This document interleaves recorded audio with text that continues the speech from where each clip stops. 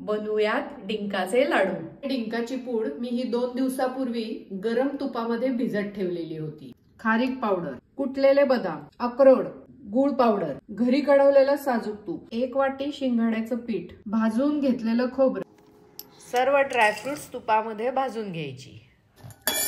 Dry fruits भाजून झालीत। आता कढईमध्ये आपण खारीक पूड भाजून घेणार आहोत। शिंगाड्याचं पीठ थोडंसं जास्तच तूप घालून लालसर रंगाचं होईपर्यंत भाजून घ्यायचे।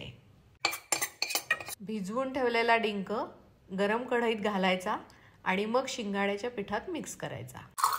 ड्रायफ्रूट मिक्सरमध्ये बारीक करून घेऊयात। शिंगाड्याचं पीठ आणि डिंक जोपर्यंत गरम आहे तोपर्यंतच त्याच्यात गूळ मिक्स करून घेऊयात।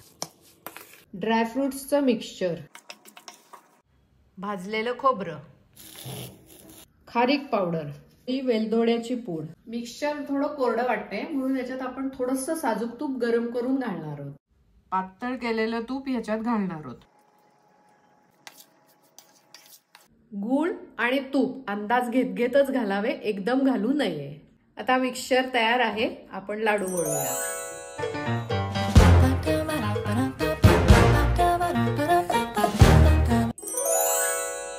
डिंकाचे लाडू तयार।